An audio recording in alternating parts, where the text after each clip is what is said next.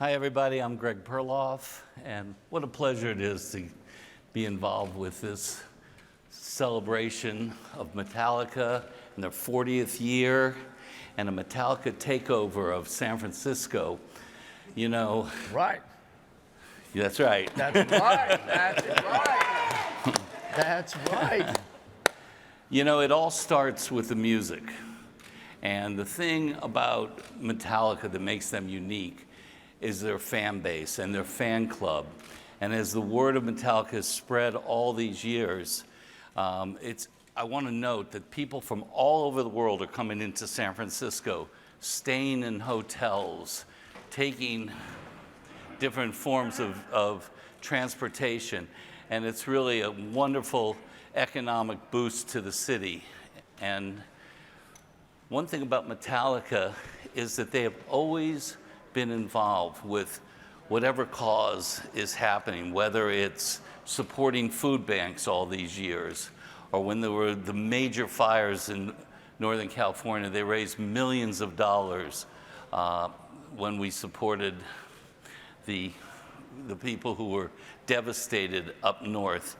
And I'm just so pleased to have been able to represent the Metallica. And I think what makes them big is their authenticity. You know, they're the real deal. And they do what feels right to them. One time we did a stadium, a Day on the Green, and the next day they did a 900-seater in Petaluma. And that's what they felt they should be doing. And whether they've played Outside Lands or for the last few times the Chase Center, this amazing new arena in San Francisco, they've always been there to everybody. So, I know you don't want to hear me speak, so let me introduce our, and I mean this, our amazing and wonderful mayor, Mayor London Breed. Thank you. Well, first of all, Greg, thank you so much, and thank you for all of what you do to bring nightlife and entertainment alive all over San Francisco with Outside Lands and so many great events.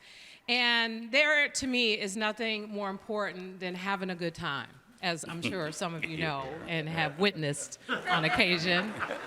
And San Francisco prides itself on being just this amazing space where incredible artists and incredible talent can come to life. And Metallica, I feel, they really set the stage for that. They set the stage for what it means to not only be extraordinary musicians, extraordinary people, but also how you become embedded in a community where you feel that part of what you owe is to be a part of the fabric of the community by continuously giving back.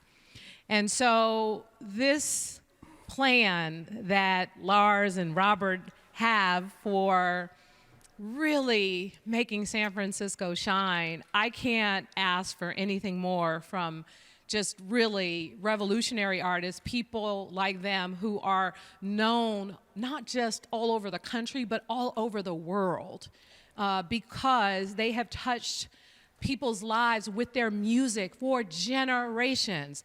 My aunt saw us on the news one time, and she was like, "Did you get a picture with Lars? I love him. I've loved him since I was a kid." I'm like, "Auntie, calm down. I'll make sure I get a picture with them." And then she proceeded to ask me a lot of questions, and one of those questions was not how was I doing in San Francisco with a global pandemic.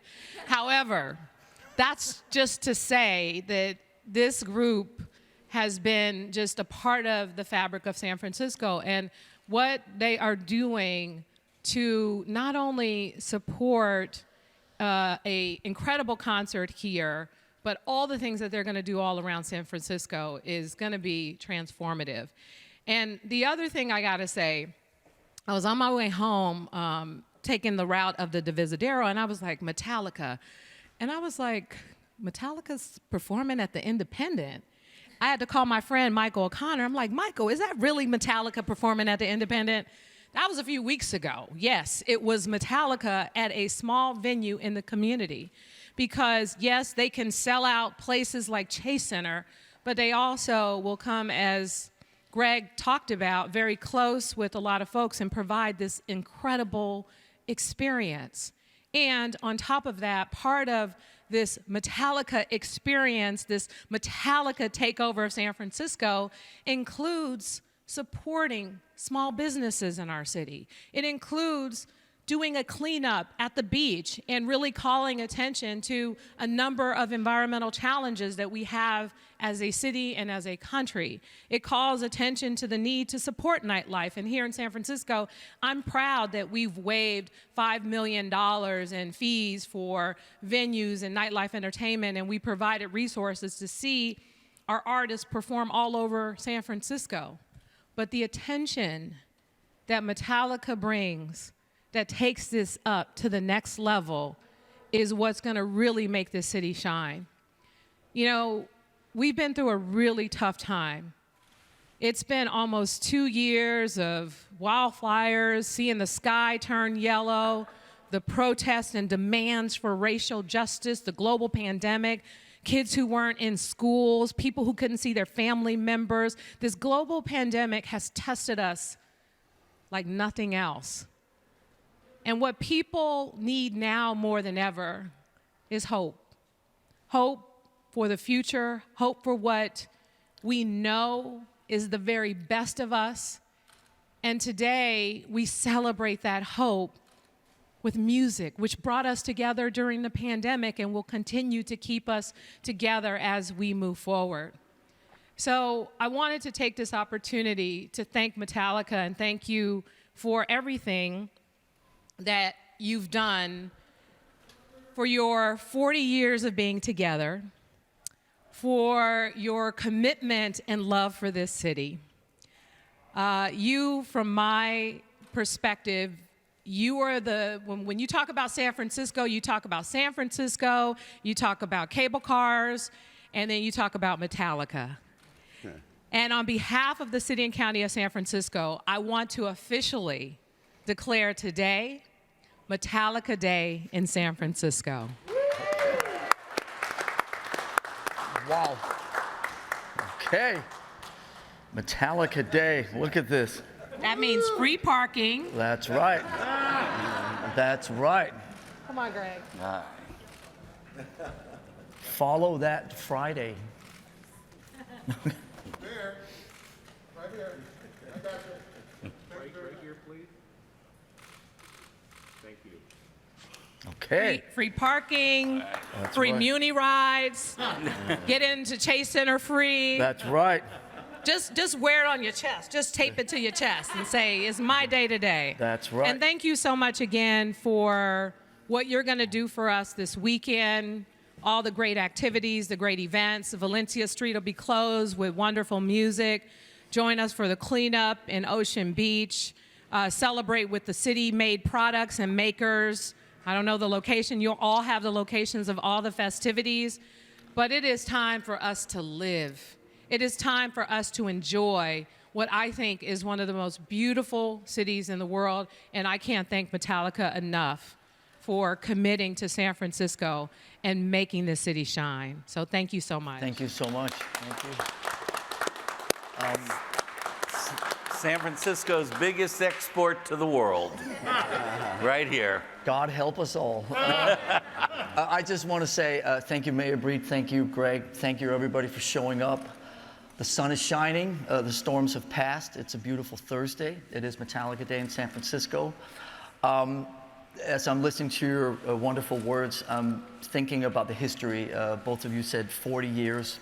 Those who know Metallica well feel that, and you hear me say this all the time, but we're just getting started, okay? And all our best years are still ahead of us.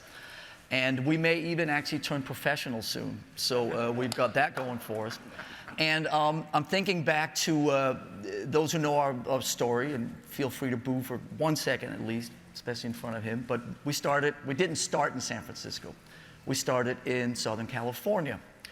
And we came up to San Francisco the first time in 1982 in September and played at the Stone. And subsequently played at the Old Waldorf a couple times. Metal Mondays, Tony Isabella hosting. And we had done 6-9 months in Los Angeles, and we did not belong. The reason we all wanted to be in a band was to fit into something greater than ourselves, and we absolutely did not fit into anything in Los Angeles, the Sunset Strip, Hollywood, any of that. We felt like complete outsiders. Well, we came up here in September of 1982, and we started playing. We played 4 shows that fall, like I said, at the Stone, the old Waldorf, and at the Mabuhay Gardens. And we were embraced, and we were taken in, and we felt so welcome and so loved up here. There was a sense of community, of music community for people like ourselves who felt like outsiders, who liked things that were not in the mainstream. And that has obviously been a significant part of San Francisco's history. And so coming up here in 1982, standing on the shoulder of the history of the culture, the beat poets, and everything that, you know, the hippie movements and the music and everything that, you know, Bill Graham and everything that San Francisco represented, we were just embraced instantly. Felt so welcome, so loved, and we felt finally like we belonged someplace.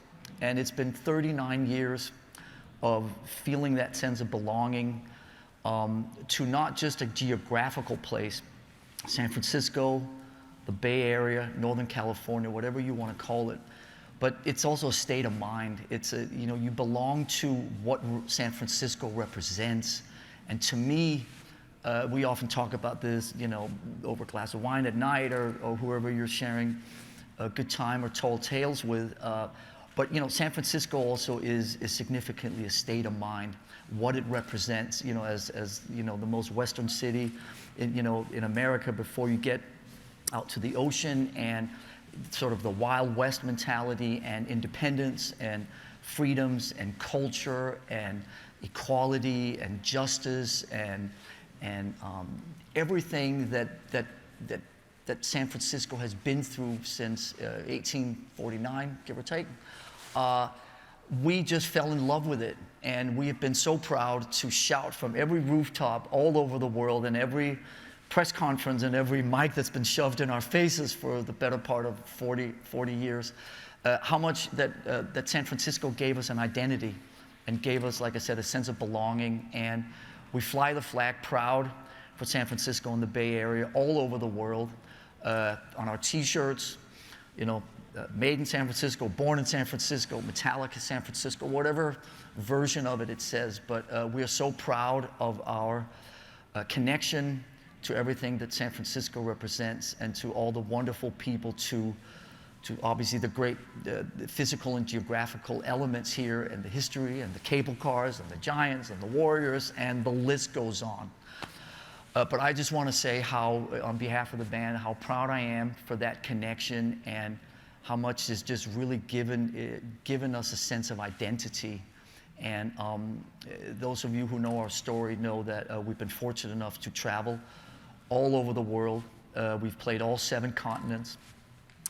And there are many, many wonderful places on this planet where music, compared to when we started, Latin America, Southeast Asia, places that you wouldn't expect 30, 40 years ago that you could bring rock and roll to, that have now also embraced us. But you know, our hearts and our souls and our sense of belonging will always be San Francisco, and Metallica and San Francisco will always be 2 words that are synonymous with each other. And thank you again to both of you who represent incredible sides of San Francisco, and we're so proud of this. And like I said, this is the important part, we are just getting started.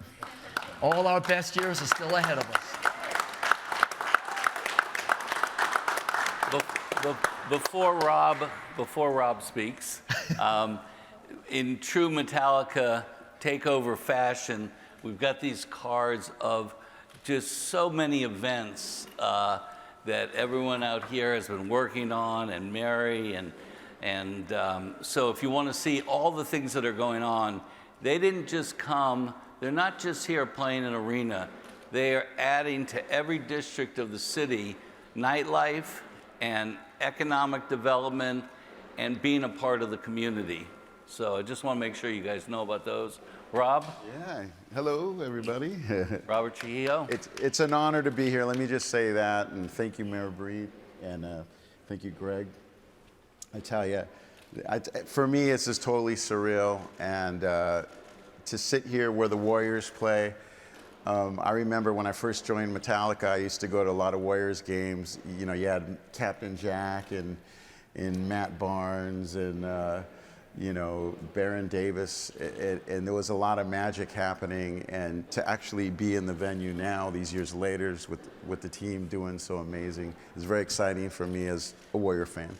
And Lars is right. I mean, the creative energy in this city is so important. I remember back in the old days, I played in a band called Suicidal Tendencies, and we actually, we weren't allowed to play in LA for 7 years because there was some violence there, whatever. So San Francisco actually, you know, took us in and became our second family. And I know this also happened with a lot of the skateboard community because they were also part of our tribe when I was in Suicidal Tendencies. So the skateboarders from San Francisco would stay with the skateboarders from LA and vice versa. So there's actually, in my world, in my universe, there's always been a real amazing connection. And again, it's always been the outlaws, the creative types, you know, and there's this connection. And when I joined Metallica, it was a perfect fit, really. I mean, the mindset, the level of creativity, everything about it has just been incredible. And it's almost 20 years now for me, so I'm happy to sit here with Lars and celebrate this day and celebrate this moment with you all. Thank you for having me.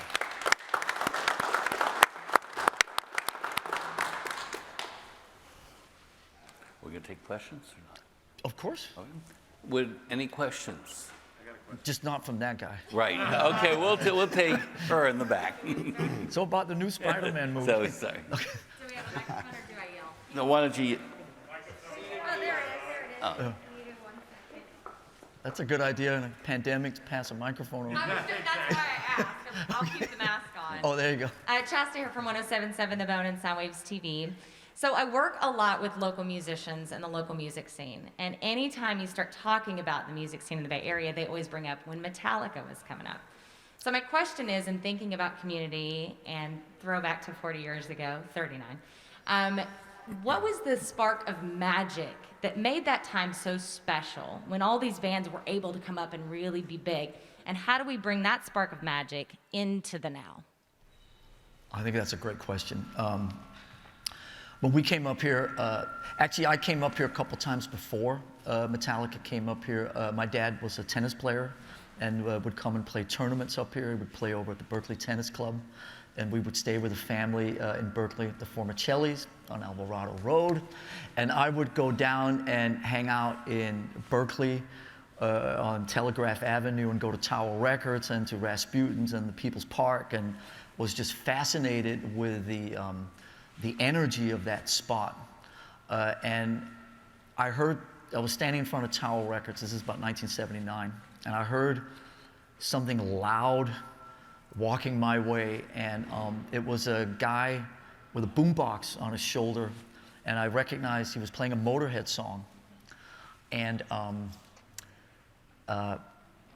sorry. So I asked him, "You're playing the song, and it's incredible," and we became best friends. And his name was Richard Birch, and he ended up with the quote on the back of Kill 'Em All, "Bang that head doesn't bang." He was kind of the gateway into the whole San Francisco community. He introduced me to all these amazing people up here, Ron Quintana and Ian Callan and all these guys, and they would meet up on the top of Strawberry Hill in Golden Gate Park. On weekends, bring keggers up and listen to music. At that time, the music that we all grew up with and what was running through our veins was not part of the mainstream. And so at that time, you sought out other like-minded people. So there was no internet, there was obviously none of that type of stuff. So you really had to dig for people that were of the same breed as you. And at that time, I was introduced to dozens and dozens and dozens of kids my age, 17 years old, who all viewed the world through the same eyes as I did. And I was an only child growing up, and it just gave me a sense of identity. And so when the band came up here, and stayed in touch with all these guys, and so when the band, guys and girls, when the band came up here a year later, that was the beginning of the scene, you know, and all these kids, you know, most of them ended up in bands, you know, the Exoduses of the world, the Lost Rockets, the Forbiddens, you know, all these great bands, and there was just a scene up here. Now, that scene was rooted in, I think, acceptance, in tolerance, in open-mindedness, all the words that you associate, again, going back to the state of mind of San Francisco, about here you can be yourself. You don't have to apologize. You don't have to try to fit in. Nobody's going to judge you. Nobody's going to look down upon you. None of that type of stuff. And so we all felt so free up here to just be who we were, and we didn't have to apologize for the choices that we were making as 17, 18, 19-year-old disenfranchised kids trying to figure out what was up, down, or sideways at that time. Now, obviously that's 38, 39 years ago. I can't tell you that that same opportunity exists today. I would love to tell you that that could happen, but obviously the world is a different place for many reasons. We don't need to get into that, but even just practically, the sense of discovery, the sense of mystery, the sense of you know, all this stuff, these bands belong to me and to my group, and obviously the internet, which has done countless amazing things, has also turned some of that stuff upside down. So I don't know if those same possibilities exist today, but I'm always hopeful, and I would encourage any 15-year-old, 10-year-old, 8-year-old, I can see it in my own kids who want to be out there picking up instruments and listening to great heritage of music and lineage of rock and so on, to get involved and do what you can. You used the word authentic earlier, Greg. Just be yourself. And there's no greater place on this planet to be yourself than right here in the Greater Bay Area. So hopefully anybody out there is encouraged to just keep it up, that creative path, if that's what they end up on. I don't know if you want to Yeah, I mean, add to that. one of the great things that's happening this weekend is basically our kids, our sons, have bands and they're performing in the city. And I think that's so incredible. For Lars and I, that's a dream come true. And it's happening right here as part of this experience. And Part of the takeover. yeah, and for us, it's celebrating the live music venues exactly how we came up. And that hasn't happened in a long time in this city, so that's a big deal. And hopefully everybody will recognize that and go out and check this music out and support young bands, because there's a lot of musicians out there that are so excited about playing live again and writing fresh music, especially during these times. And I mean, I've talked to your boys about it. I've talked to James's son and his band, and I get so excited to see the look in their eyes, to know that they're creating. And I tell them, you know, it's also great therapy, especially during these times, to have that release. Well, hopefully. Yeah. Hopefully, Rob, that your sons will be as successful as Del Curry's sons. Yeah. You know. And I'd just like to add, the city has also made things way too complicated for musicians to just be free to do exactly what you're talking about, which is one of the reasons why, you know, we in the city have made some changes to that permitting process to make it so simple for live music to be hosted at various small businesses that technically, supposedly under the law, they're not supposed to be able to perform. Like if you have a wine bar and you want a musician to be able to play, if you want to do a pop-up right here, the process that you have to go through is too extensive. And so we've cut that red tape. We're trying to make it as easy as possible, and I think we're well on our way. But I really appreciate your perspective, and also what that reminds me of is what we have to do to make it better for the next generation of artists who are coming up in this city to have access to showcase their talent in various ways. Let me, Lars, if I may, let me speak as a fan Thank you for your just question. Yep. Thank you. Thank you. Let me speak as a fan for just 1 second because they are far too modest. But back in the early 80s, when we watched all these bands, Lars mentioned some of them, what we understood over time is two things occurred. One, Metallica is a band, and they are great musicians. And believe me, we put on so many bands that maybe are not the greatest musicians in the world. And the two things that you needed to separate yourself, great musicianship and passion and mania. You need leaders of the band that want it so bad and want to do the right thing. And, you know, there's a couple of bands, you know, in the world like that. So we'll take a few more questions. Yes, sir.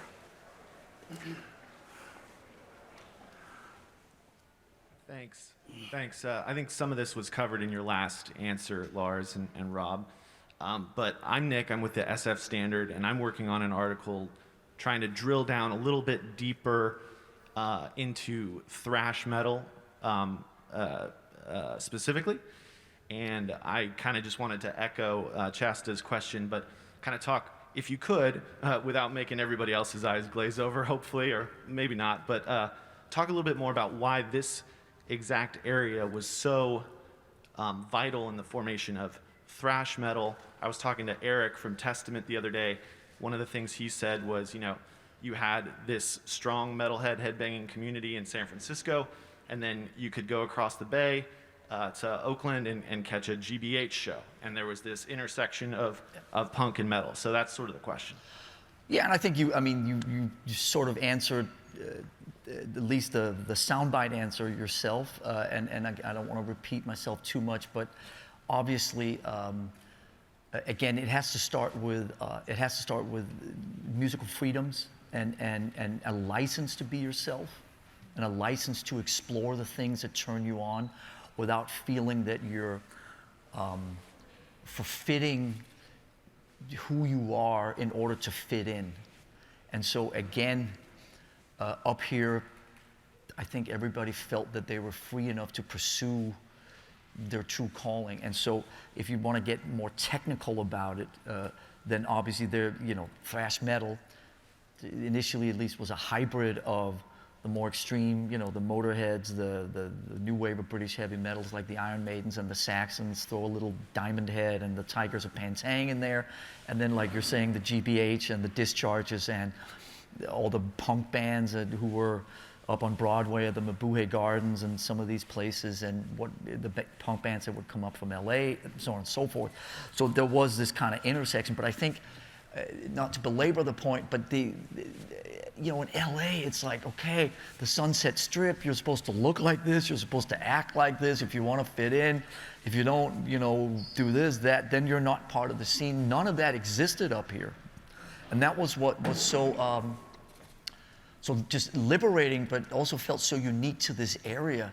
Now, if you want to do a deep dive into Northern California history and like I was talking about, the Wild West mentalities and, the beat poets and all of what was it that really happened here in 1968 and why did this group of people, why did that movement start here? And, all this, the Grateful Dead and Haight-Ashbury, I mean, these stories have been told and the history and the lineage has been talked about obviously so much, but the answer lies in all of that. And the one thing I also want to remind every time we talk about these types of questions is that there always has to be the X factor, which is, I call it the energy of the universe.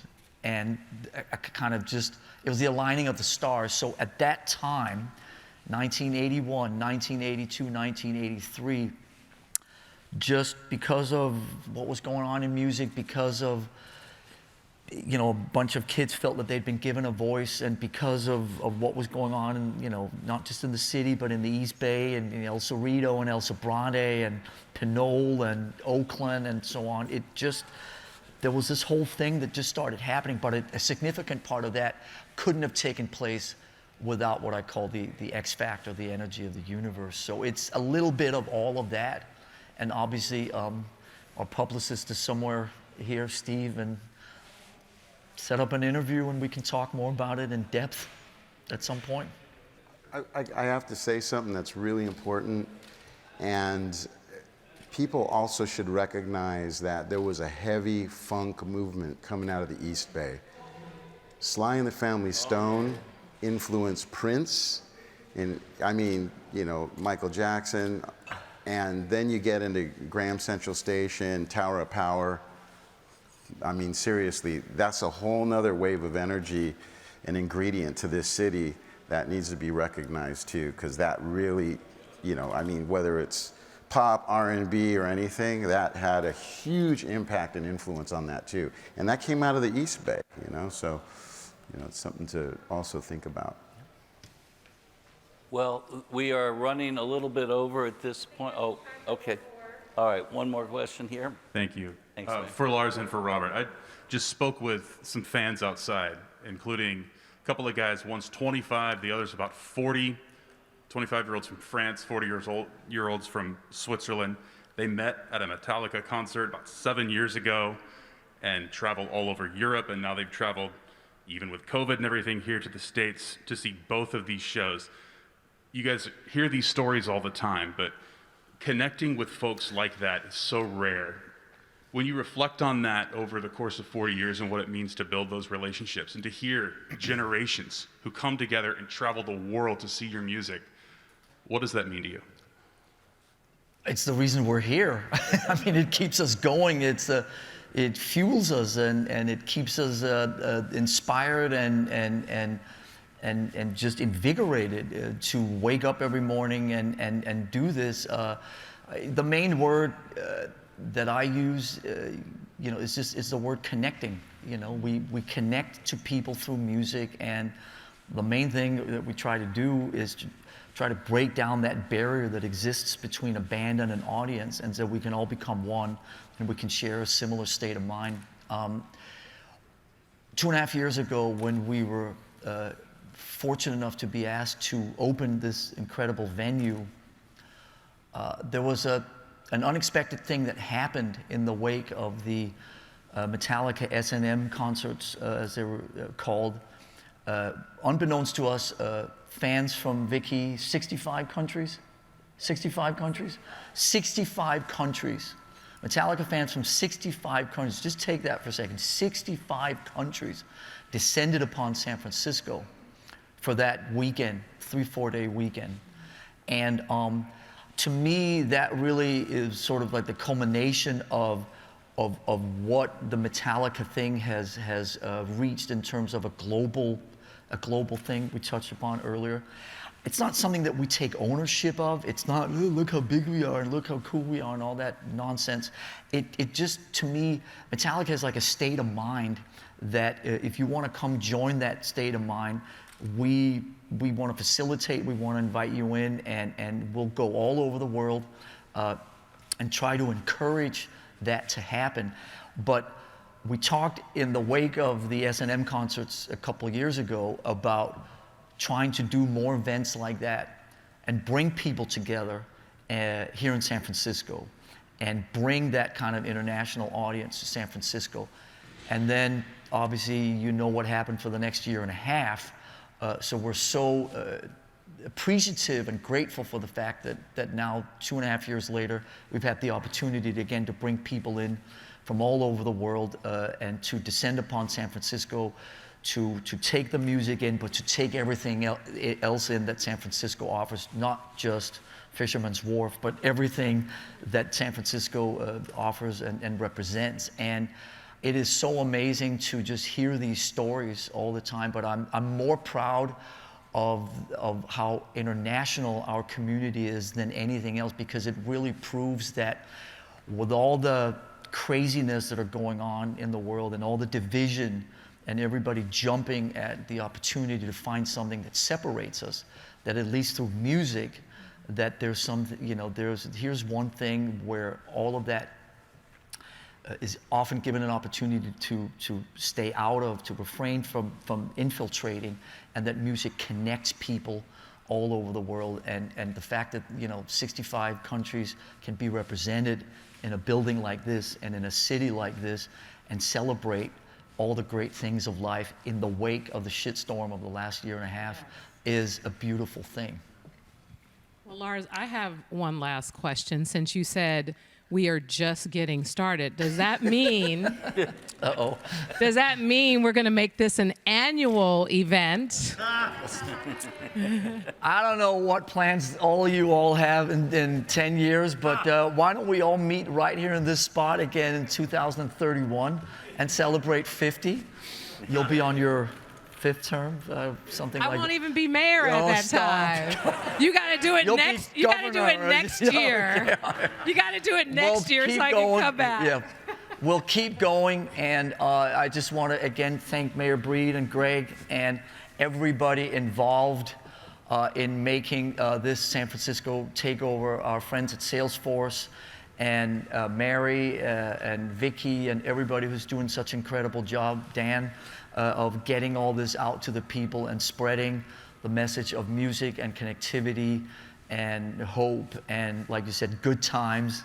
Let's have a good time. It's gotten a little nuttier in the last couple of days, obviously with COVID, and I know everybody's extra cautious. And let's celebrate. Let's be safe. Let's be respectful, and let's do the right thing. But let's have an incredible 4 days. And the Metallica takeover of San Francisco is in full effect. Yeah. All right. Thank you all for coming.